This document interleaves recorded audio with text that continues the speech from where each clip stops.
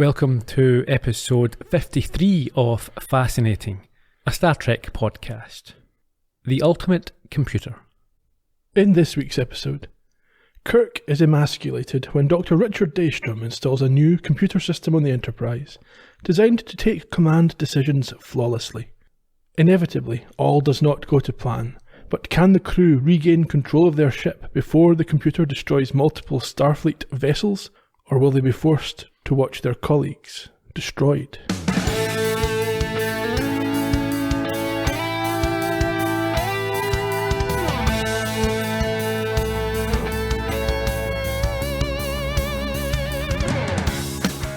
Please, Spock, do me a favor, and don't say it's fascinating. No. But it is interesting. How are we, Ian? Not too bad, Gerry. How are you? Interested? Welcome to episode 1 of Interesting. A Star Wars podcast. You like Richard Daystrom? He was alright, he was a bit of a chancer. You think so? Well, yeah. When he was pulled up, things started going wrong. It's like, it's okay, it's a little fault, I can sort this. He was grasping. A little bit there. All sorts of trouble. Couldn't admit it or accept it. I did like although it was still a man versus machine episode, it was quite different from the ones that we saw in like Taste of Armageddon, Square of Gothos, and then Landru from Return of the Archons, where the computers are taking over whole planets or running elaborate deceptions. It was more of a contained experiment. Mm-hmm. I must admit to finding their attitude slightly confusing. In what way? The whole sort of premise of the show, the characters, is about technology. It's about embracing change and developing upon what we already have. So I thought that their attitude towards this change was almost sort of Luddite-ish, which was odd. I didn't expect it. And it's not just because they're not going from manual operations. It's not the first jump from manual operations to computerization. It's just an iterative step. I don't think there should have been that. It's certainly in hundreds of years' time. The AI that we have today is obviously far in advance of what they have then. Yeah. I didn't think it was authentic. I didn't see the purpose. If you're going to have this computer that runs all these ships, so you don't need any people in them, that takes away. Sure, one of the major bonuses of going out into far space and human-controlled ships is that people get to see stuff. Yes, no, I don't think they're doing it for the benefit of the crew. I think that... No, but that's a benefit of what they're doing. Yeah, but it's not for Kirk's benefit. It's not so that people like the crew can see what's going on. I think, that in fairness to them, you can send out unmanned crafts who can scope out what they find, the lie of the land, and report back. If it's safe enough, then they can send manned... But, they already can have that. We saw there's an unmanned ship in this episode. Yeah. And they've always used probes and stuff like that. That's true. Anyway, no doubt we'll find out more of these things when we get into this. Yeah, I think we can chat through it in a bit more detail as we progress. Let's do that then. Let's crack on. We begin in your happy place on the bridge. Kirk receives a communication from Commodore Enright on board the space station that they have just approached. Yeah, he seems a bit edgy, Kirk, at this point. Angry, I thought, yeah. Yeah, he demands an explanation for why they've been ordered here. And he's told to get that explanation in the form of a man who's beaming aboard right now. So we head down to the transporter room where a yellow shirt materialises and Kirk begins to introduce him to Spock as Commodore Bob Wesley. You mind telling me what this is all about? I receive orders to proceed here, no reason given. I'm informed that my men will be removed to the space station to a security holding area. I think I'm entitled to an explanation. You've had a singular honor conferred on you, Jim. You're going to be the fox in the hunt. What's that? War games. I'll be commanding the attack force against you. An entire attack force against my ship? Have you heard of the M5 Multitronic unit? That's, Dr. Richard Daystrom's device, isn't it? Tell me about that.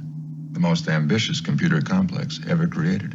Its purpose is to correlate all computer activity aboard a starship to provide the ultimate in vessel operation and control. How do you know so much about it, Commander? I hold an A7 computer expert classification, Commodore. I'm well acquainted with Dr. Daystrom's theories and discoveries. The basic design of all our ship's computers are Dr. Daystrom's. What has all this got to do with the Enterprise, Commodore? You've been chosen to test the M5, Jim. There'll be a series of routine research and contact problems for the M5 to solve, plus navigational maneuvers and the war games problem. Now, if the M5 works under actual conditions as well as it has under simulated tests, it will mean a revolution in space technology as great as warp drive. When your crew has been removed, the ship's engineering section will be modified to contain the computer. Why remove my crew? They're not needed. How much security does this gadget require? None. Dr. Daystrom will see to the installation himself, and he'll supervise the tests. When he's ready, you'll receive your orders and proceed on the mission with a crew of 20. I'm not sure why the crew has to go into a secure holding area. No, they could hang about, couldn't they? You'd think they would give them some shore leave or something. Yeah. Anyway, Kirk protests that 20 men is far too few to run his ship, but Wesley insists it can be done with M5 making the decisions, and all Kirk needs to do is sit back and let it work. We are then presented with the credits, followed by Captain's Log 4729.4. Yeah, we've skipped ahead. The computer's now been installed on board, and they've left the space station to begin these tests.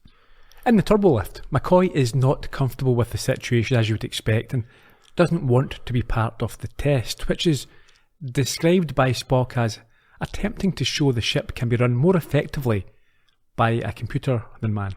Yes, Spock and McCoy, as you might imagine, are bickering about this idea, and Spock comes up with a jibe that they should invent a computer that replaces the surgeon. And this actually happens in a future in Star Trek Voyager. Okay. The Doctor's a hologram. At this point, actually, I noticed that McCoy says, yeah, very funny, but it's clearly ADR'd in because his lips don't move, so it couldn't have been in the original script. Or Really? Yeah. Once they're out in the corridor, he says he wouldn't need replaced, he'd resign. Yeah. Because all the people would be machines as well. And then Kirk's been walking with them, but he's not said anything much. No, I think at this point he notes that it's meant to be an honour. Yeah, he sounds a bit sarcastic though, doesn't he? He says, I'm honoured. Yeah, and he's obviously... See, this doesn't strike me as how Kirk would react to his authority being challenged. Well, I get the feeling that he doesn't understand why he feels the way he's feeling about it. I think he questions it with McCoy later on, that he knows that he should be fine, but he's uneasy. He doesn't know why. You would also think as well that he'd have a bit more advance warning. Yeah, it seems a bit... There's no reason to spring this on them. Yeah. Look, this could be months, years in advance in terms of planning. Yeah. Anyway, down in engineering. Yeah. They arrive and Kirk introduces McCoy and Spock to Dr. Daystrom, which is apparently an honour for Spock. Yeah, Daystrom tells Kirk that he needs to hook the computer up to main power, but that Scotty won't allow it without a direct order from the captain. And again, this is another instance where Scotty would have already been informed about this. Well, you would think, yeah, you just need to wait for the captain to literally show up in the room. No, but this was all happening as the M5 is being hooked up. Yeah. There'd be an internal briefing for all... Yeah, Dr. Daystrom's coming down and let him do what he needs to do. Yeah, he's got carte blanche. I mean, the whole crew would have been informed about what's going on and why. Yeah. We get a bit of exposition from Spock. Do we? Tell me. He explains that this new computer has huge potential, going far beyond work that Daystrom has previously been recognised for. And Daystrom takes issue with this.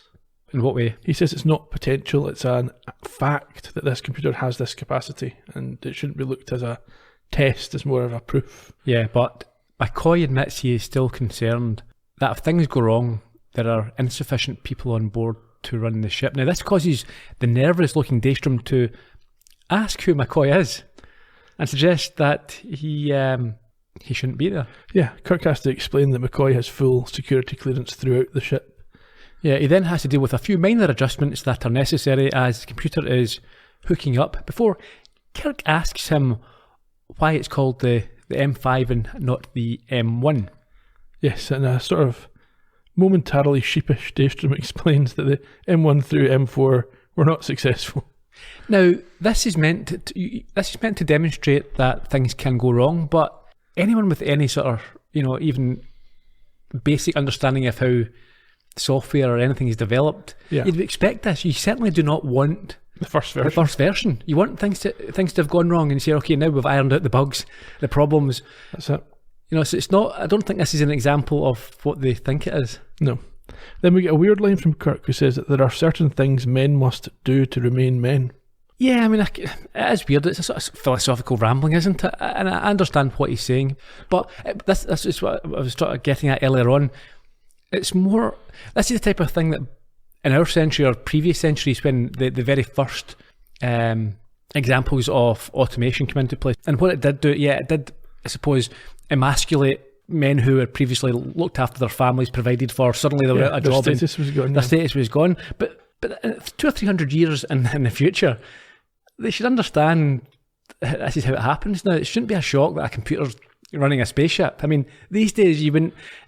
Even today, a plane, effectively a pilot, doesn't do very much. He's there as a backup. We're not far off cars being self-driving. No, we're not far off at all. We've got them. It's just a case of this implementation and the sort of logistics and the technical aspect of.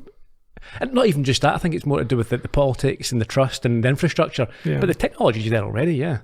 Anyway, Daystrom takes up this angle and accuses Kirk of fearing a loss of status, a loss of prestige, and that's why he's upset about the computer. I think that's quite accurate, yeah. You don't have to be very perceptive to understand that. And at this, Kirk storms off with McCoy and he tells him that they are here to prove that the computer can do all that he can without the need for ceremony. Out in the corridor, McCoy picks up on Kirk's unease, and initially he thinks it's because of this whole idea of men being replaced by machines that they've discussed in previous episodes, but Kirk explains that it's more than that. Yeah. Also, sorry, did McCoy not have a go at Spock as well? Did he noticed the sort of fawning? I think he has a couple of these where he says Spock's found a computer that he's in love with and things like this. So Kirk's problem is he thinks, or he's got this gut instinct, that this computer is dangerous. It's a bit of a leap. It is. And he gets into this sort of unwinnable argument with McCoy about whether his psych profiles say he's afraid of losing his job.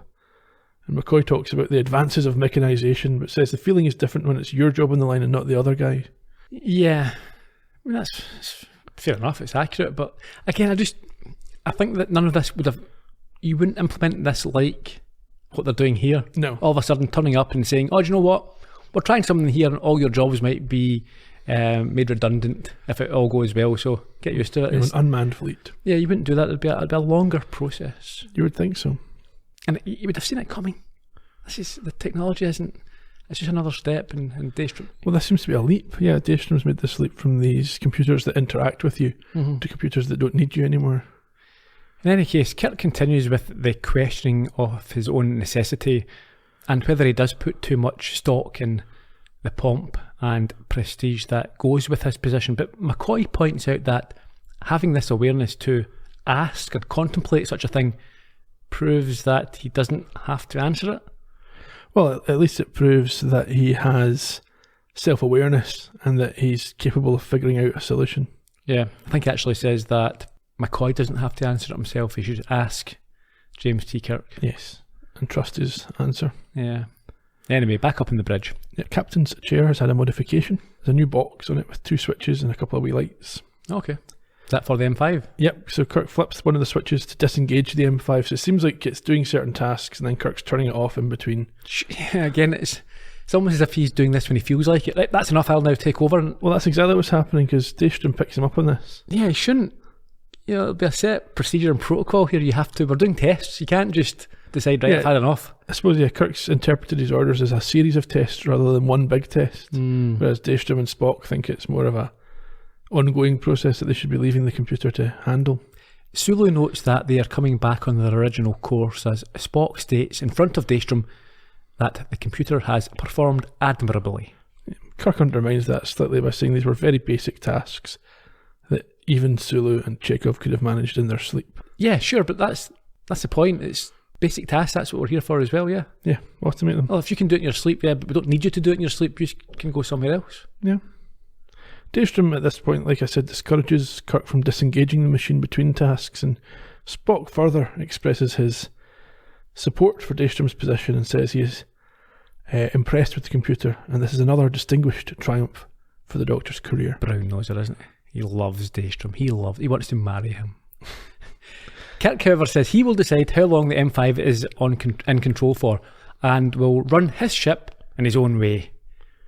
Turns out they're approaching Alpha Carinae 2, and Daystrom reminds Kirk that he must allow M5 to deal with the approach, orbit, and landing party recommendations. Yeah, and I think Kirk's getting a bit tetchy with Spock. Like I said earlier on, I think Spock's went too far in his admiration for the Dr. Daystrom.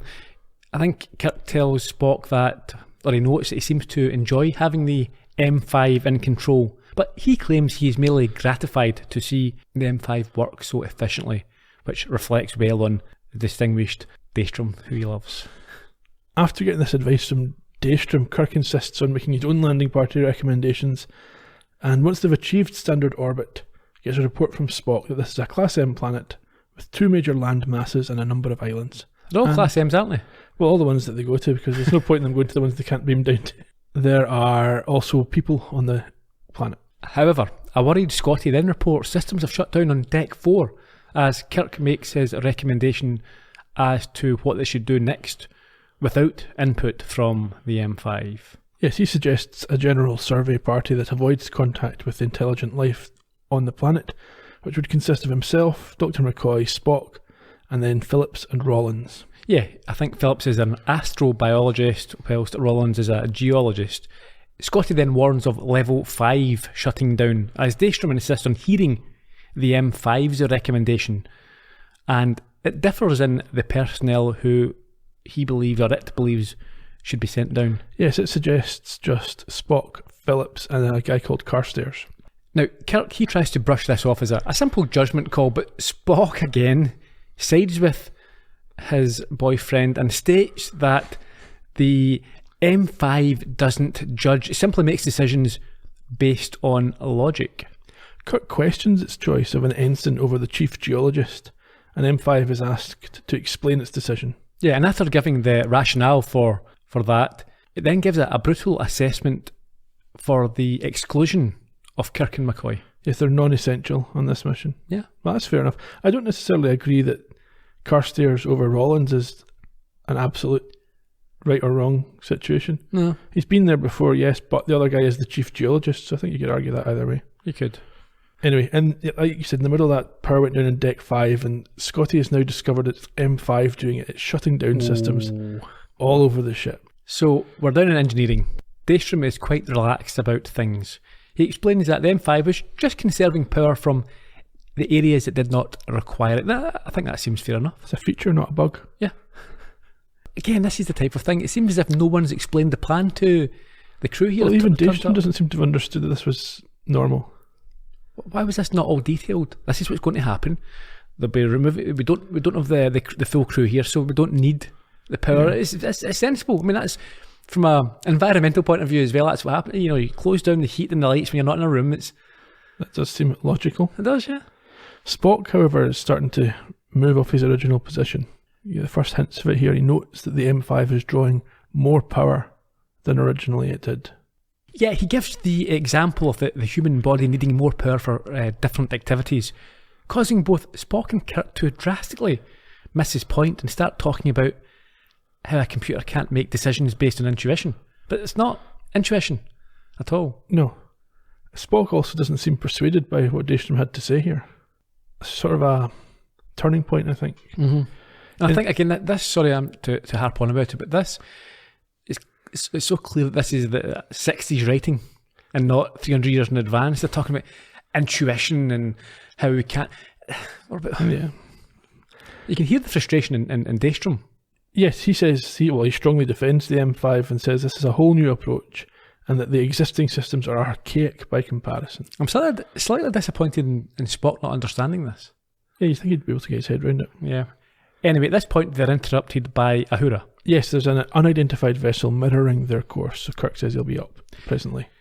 On the bridge, Spock and Kirk arrive to find McCoy kicking his heels as sickbay has been shut down. Yes, M5 won't give it any power until there's patience. Again, yeah, that seems fine. Yeah. Spock reports contact with 2 ships, one either side at 200,000 kilometres and closing. What are they? Who are they? It's the Excalibur and the Lexington. Yeah, he notes that they are not scheduled for war games, but it may be a surprise attack to test the M5. So, the ships are put on audio, and Commodore Wesley from the Lexington confirms it is an unscheduled drill for the M5. Before Uhura can acknowledge that, M5 has already done so and put the ship to red alert. And to the delight of Daystrom, who has joined them, and the probable dismay of Kirk, they see that the M5 is able to see off the aggressors with ease and efficiency. Yeah, Kirk at the start of the battle had ordered Sulu to set phasers to 1%, so that was fine. There was no damage done, and they won the fight, essentially. Daystrom's obviously very pleased with himself, and Spock confirms to Kirk that the machine reacted in a more sophisticated manner than a human could have. Kirk says it was impressive and maybe practical, and here Spock does a complete U-turn. He says that maybe, but it would not be desirable because computers cannot command loyalty like a captain. But you don't need loyalty if it's just the computer. Yeah, listen, the idea that you're replacing just the captain and not the rest of the crew makes no sense. You'd replace everybody. Yeah. Let's say loyalty isn't a thing that it shouldn't be based on loyalty, because what happens is, and we've seen before, if the captain makes a dubious decision, everyone else just follows in behind because of loyalty. But someone should be standing up and saying, no, that's the wrong decision. And there shouldn't be a fear of rank being able to, and that's how it happens at the moment. You know, you obey the captain, he's got the final word. But if he's wrong, then the whole chain collapses because no one's there to challenge him. Wesley comes back on comms and says that both of the other ships took enough hits to award victory to the Enterprise. At this point, Kirk secures the message just to the people on the bridge, and Wesley compliments the M5 and refers to Kirk as Captain Dunsel. Oh, which makes him straighten up and leave the bridge without saying a word. And it is left to Spock to explain. Yes, apparently it's a term that they use at Starfleet Academy to refer to parts that serve no useful purpose. That was a bit of a dick move by Wesley. Absolutely. There's no need for that at all. No, he's the one that set this up. Yeah, why would you insult him? It's bad enough that he might be losing his job, but rubbing it in front of everyone, calling him a dunsel. Yeah. Sounds like a dunce. Just mean. Yeah. Very disrespectful. Yeah. There's a good visual here after that where we get a pan to the unoccupied captain's chair with the M5 controls flashing away on the arm. Yeah, reinforces the point. Yeah. Over in Kirk's quarters, and realising that he must be hurt, McCoy joins him to try and cheer him up, even though he isn't interested in eating. This isn't chicken soup. I may be just a ship's doctor, but I make a Finnegal's Folly that's known from here to Orion. I strongly prescribe it, Jim. You know, I've never felt this way before. At odds with the ship. I sat there and watched my ship perform for a mass of circuits and relays and felt useless. Unneeded. To Captain Dunsel. To James T. Kirk, Captain of the Enterprise. Thank you, Doctor. That's one of your better prescriptions. Simple, but effective. Do you know the one? All I ask is a tall ship. It's a line from a poem, a very old poem, isn't it? 20th century Earth. All I ask is a tall ship and a star to steer by. You could feel the wind at your back in those days. The sounds of the sea beneath you.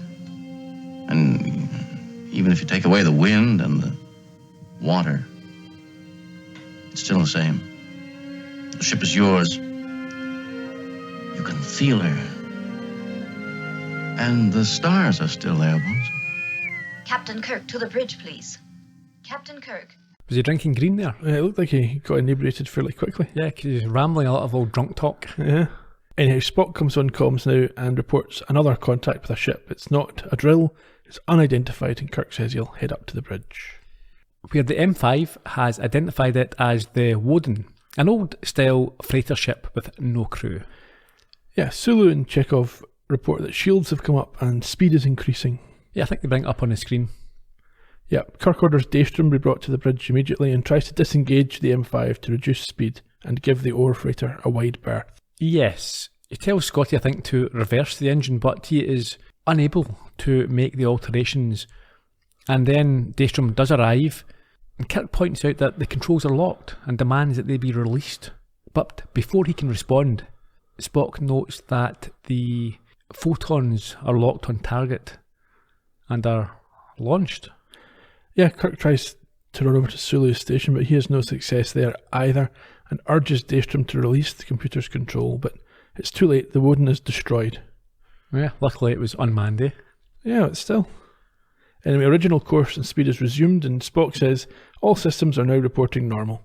And the slightly sheepish Daystrom admits that there appears to be a small defect in the control panel. And I said at the start of the podcast, Daystrom is always, he's not one for just saying, yeah, there's a problem here, I'll resolve it. He always tries to pretend that it's not a big deal, and yeah, this is to be expected. He's quite invested in the project. Far too much. I mean, I think if he could have, he'd have built an Andrea. At this point, McCoy gets a bit personal, accusing Daystrom of being individually responsible for the computer's actions. Yeah, both Kirk and McCoy give him both barrels as he tries to play down what's happened by saying, yeah, it was just an unmanned robot ship. But Kirk is not interested, and again tells him to disengage the M5, and also tells Uhura to let the Starfleet know what's happened. Yes, and then he insists that Daystrom come to engineering with him. Yeah, telling him the M5 is out of a job. Not sure if he's got that authority to... He's still the captain. Sure, but he's been told by Starfleet, listen, you're not, this is what's happening. Yeah, but he just blew up a ship. It's obviously not working. Not his ship. Anyway, down in engineering, they walk in and Kirk tells him to turn off the computer, but is immediately blasted to the ground. How was he blasted to the ground? It's a force field he walked into. That's it, yeah. Daystrom denies responsibility for this, and Spock says it looks like M5 is protecting itself. This is like Superman 3. Is that what happens there? There is a computer, yeah, that starts to take over. It won't be shut down. It happens in the second season of Discovery as well. There's a lot of stuff with AI trying to take things over and protect itself from being discovered. Sure. Captain's log 4731.3. Just a short recap. Don't think we learn anything new. No, it just says that the computer's in control. Yeah, we knew that.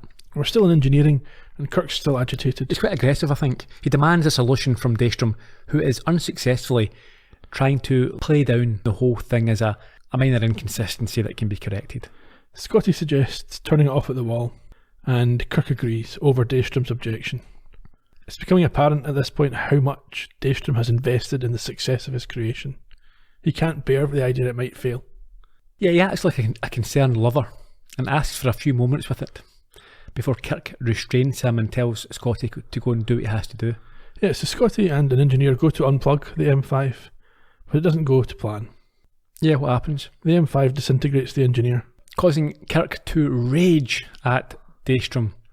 He says it's just an accident. Stop overreacting. Yeah, and killing red shirts is his job. Yeah. No computer's got to take over that. I can do that perfectly well myself, thank you very much. Kirk did order him to go over there. So. Yeah. He tries to excuse it by saying that it wasn't deliberate and that the red shirt simply got... I mean, he's victim blaming here. It's his own fault. He got in the way. He was asking for it. Yeah. Spock at this point notes that M5 is now drawing power from the warp engines themselves. Yeah, and Scotty panics as it has now access to unlimited power. Kirk, I think he leaves at this point asking Scotty and McCoy to come with him to the briefing room. I think Scotty and Spock, but yeah. What did I say? McCoy. One of them. Yeah, Two of them. They're all wearing blue. In the briefing room, Spock gives a quick recap. And McCoy has joined them. McCoy is there. He's senior staff. Kirk notes that they're about an hour out from the scheduled war game rendezvous. Yeah, and I think Spock does suggest that there may be a chance to override the automatic helm navigation relays from engineering level 3. And Scotty confirms that he could do it in under an hour with Spock's help. Kirk says to do it sooner than that, and McCoy asks where Daystrom's gone. Kirk tells him that he is watching the M5 and apparently even he was surprised at what it did.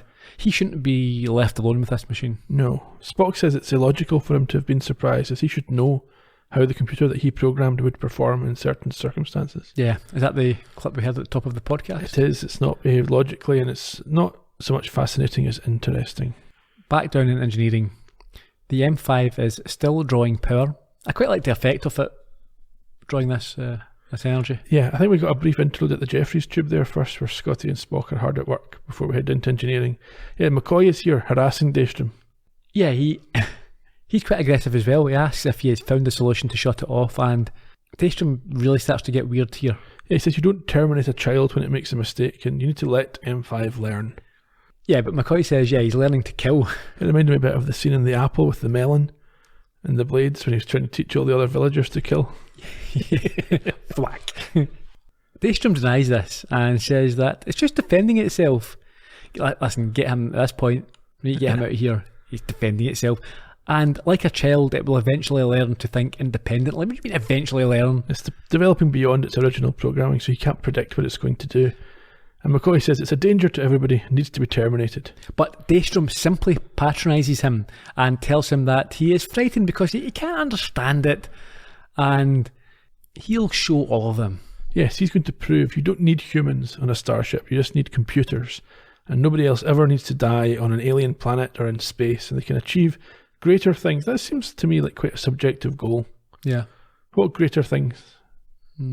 What is it he wants man to achieve that bigger and better? We don't have to worry about space exploration anymore. We can focus on planting tomatoes. We find ourselves in the vent. What did you call it? Kirk's quarters, I think. No, before that. The Jeffries tube. Jeffries tube, yeah.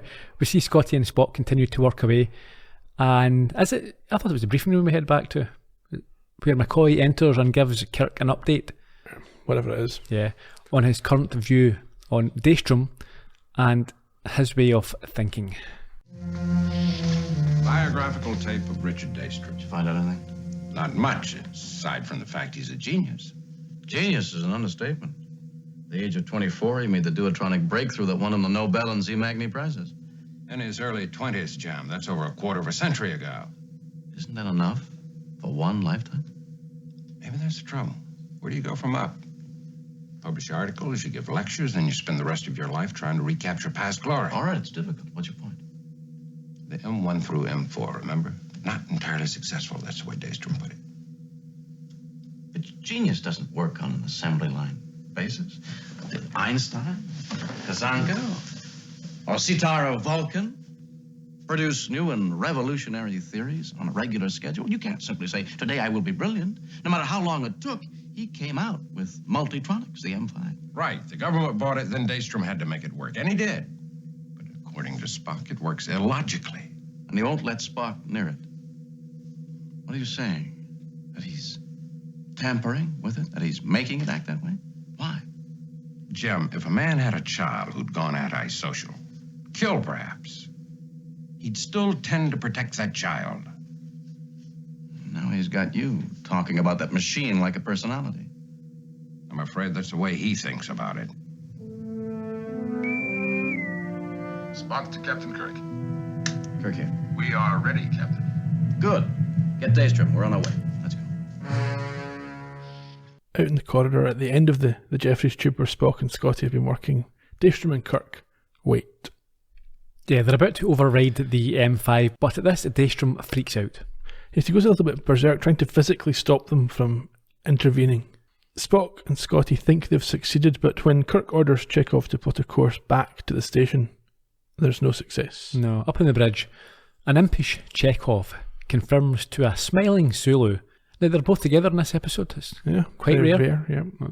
that he heard the order and has been updating the course for hours. However, they find there is a problem, and Sulu communicates back down to tell Kirk that the navigation controls are still locked in by the M5. Yeah, Spock has Chekhov go over to Scotty's station and he reports that the G95 system is dead. Oof. Spock concludes that M5 has led them on a wild goose hunt. Now, the last time this phrase came up, Spock didn't understand it, so obviously he's taken it on board. He always likes a bit of self-improvement. I'm sure. M5 has tricked them into thinking they were succeeding, but had in fact rerouted controls. Spock says it's not a logical thing to do. Yeah, he's used the primary units as a decoy. Yeah. Kirk asks Daystrom for answers, and Spock suggests the computer is behaving in a human fashion, or almost human fashion. So Daystrom admits that he has been trying to counter the argument that computers don't think like humans by programming it to take on just such characteristics. That, to me, defeats the purpose. These characteristics are what make humans, but also fallible and weak sometimes. Yeah. He's impressed human memory engrams onto the computer's circuits. Uhura then communicates with an urgent message. Yeah, we've got 4 Federation ships detected, and M5 has altered course to intercept. Kirk mentions the war game, and McCoy notes that the M5 doesn't know it's a game, but Kirk corrects him. The 4 ships don't realise it's an M5 game, and it's going to destroy them. Yeah, things have escalated. So obviously in the first trial it was happy enough to use 1% phasers, but they don't think that'll be the case now.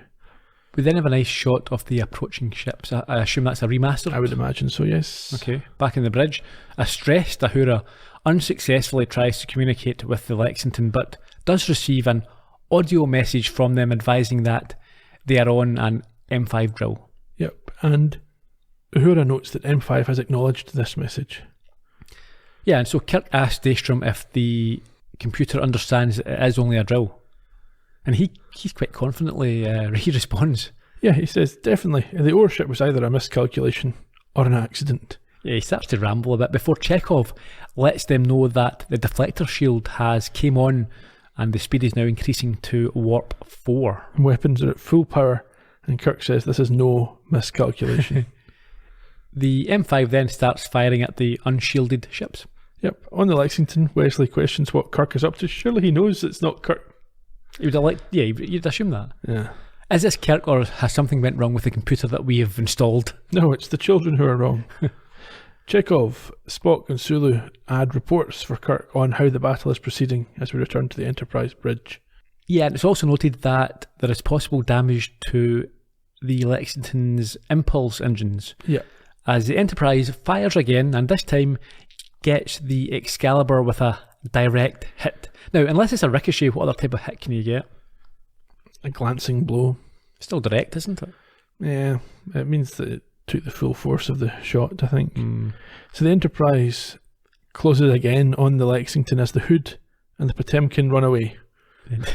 They do.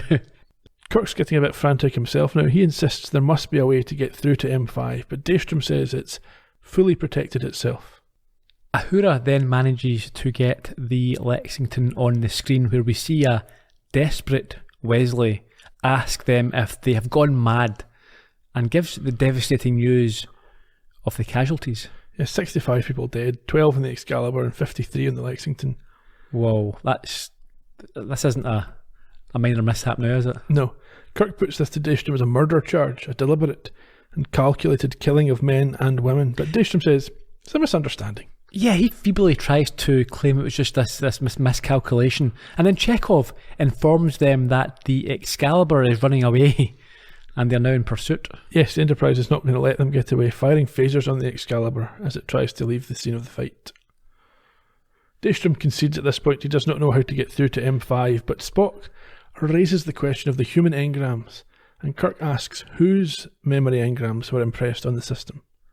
Yeah, Daystrom says it was programmed using his own engrams and has no reason to think he would harm it. No, so Spock suggests he talks to it and see if they can reason with it. And at this point, Uhura is able to connect to a message being sent from Wesley to the Federation, in which they hear him explain the situation and have a request for a worrying authorization. Yeah, he wants permission to destroy the Enterprise because that's the only solution. Back in the bridge, Daystrom's first reaction is that they will destroy the M5. He's a whack job now, Daystrom. Complete. He's lost it, yeah. Kirk tells him he can stop this by talking to M5. So Daystrom begins a tie-in and tells M5 to break off the attacks. Yeah, he says it can't go on, it's entitled to defend itself but not to kill. However, as he talks to it, Daystrom appears to finally lose touch with reality, and they are forced to take action. The M5 is not responding. The computer is talking to me. I am most impressed with the technology, Captain. Dr. Daystrom has created a mirror image of his own mind. Consideration of all programming is that we must survive. We will survive. Nothing can hurt you. I gave you that.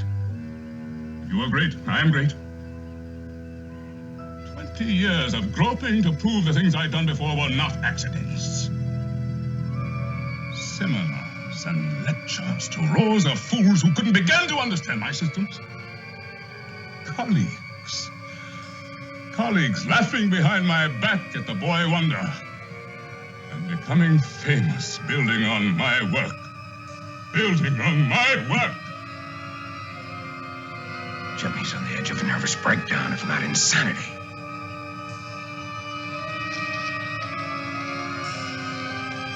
The M5 must be destroyed.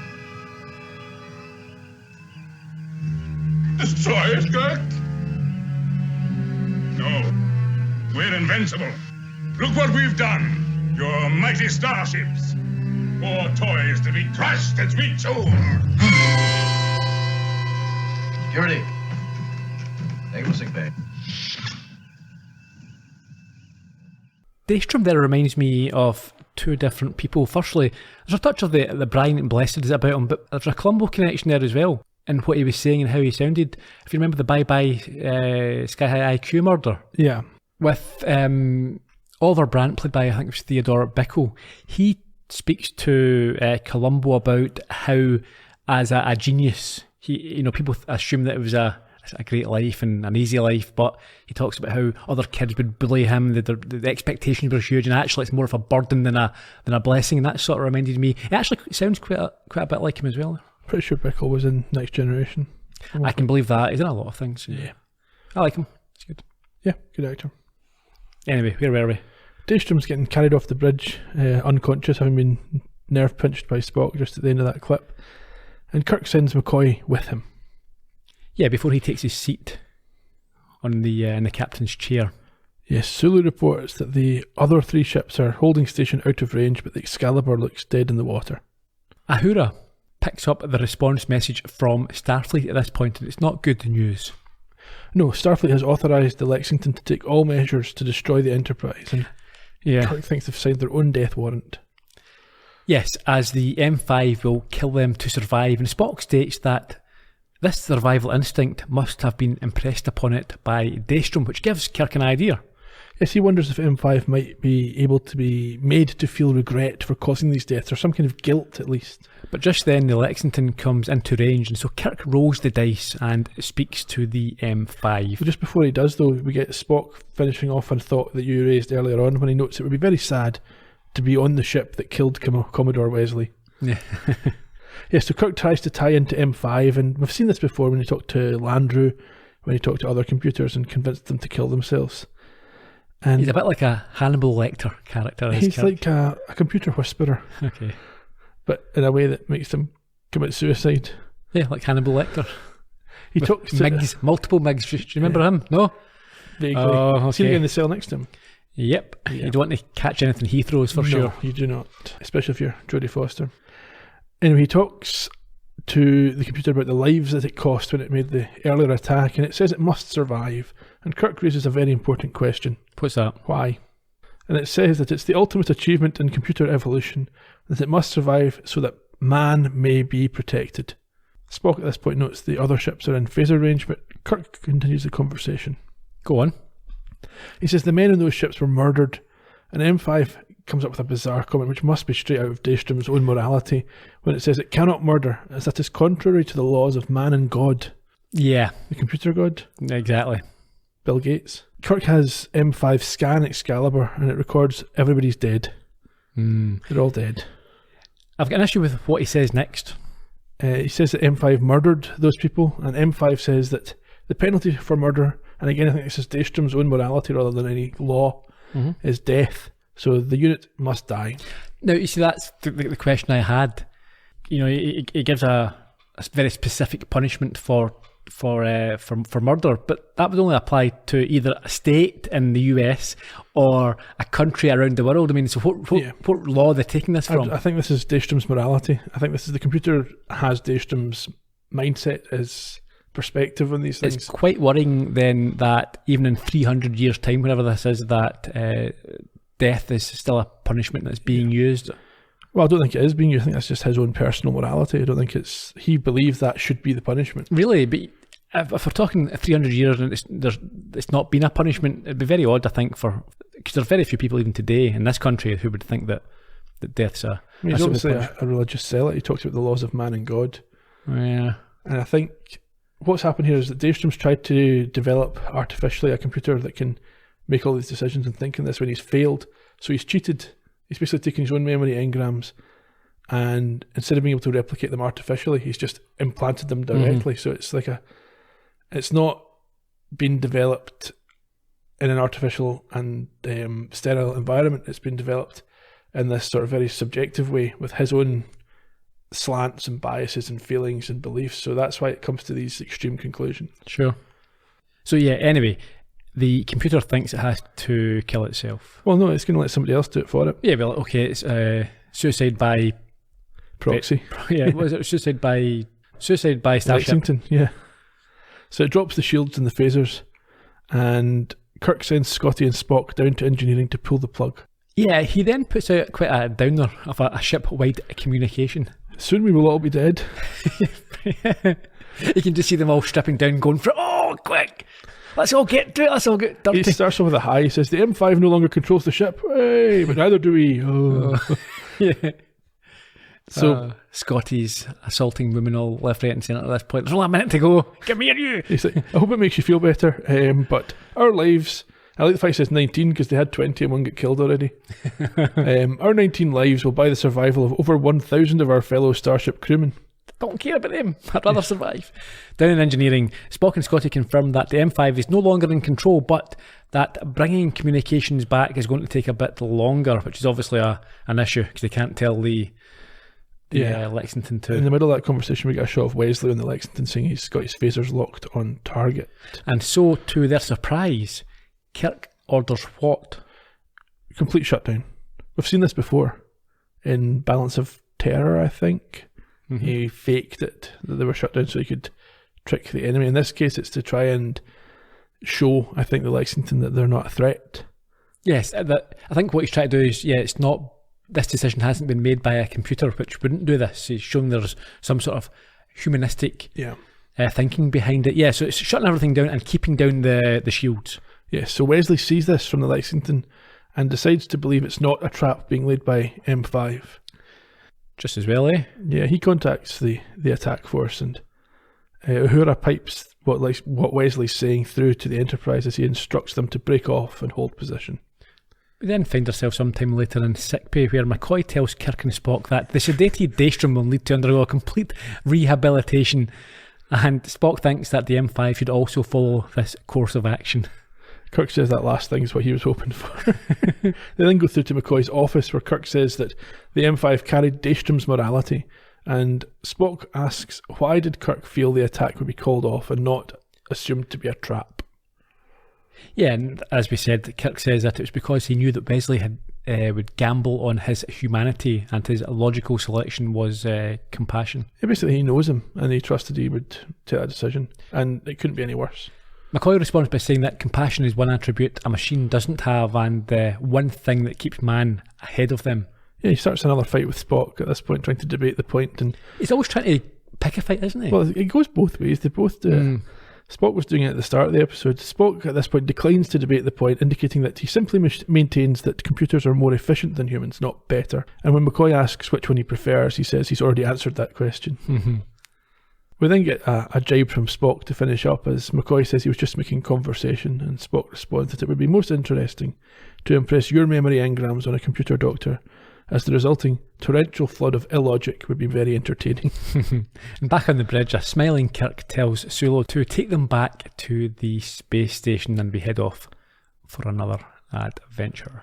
As we do. Do you feel bad for either Daystrom or M5?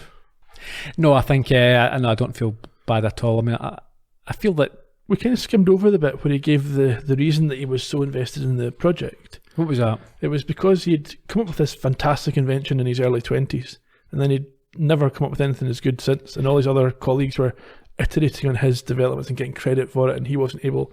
He felt he had to come up with something big again, and this was his one. Well, we big might shot have at skipped this. over it, but it was in one of the clips where McCoy was explaining this. Yeah. No, I don't feel sorry for him. I feel sorry that progress has been hampered here because of Daystrom and Cutting corners, yeah, which the confidence will have been lost in that'll this. set that project back decades, probably. It will do, yeah. I think he was a bit of a weirdo and a bit of an oddball, and I think mentally unwell. I think he liked his machine, loved his machine too much, and I think he needs some medication and he needs to get out of the game. I think he needs to retire from this now. It's not healthy. Do you think it was inevitable that M5 would fail on the basis it had been constructed?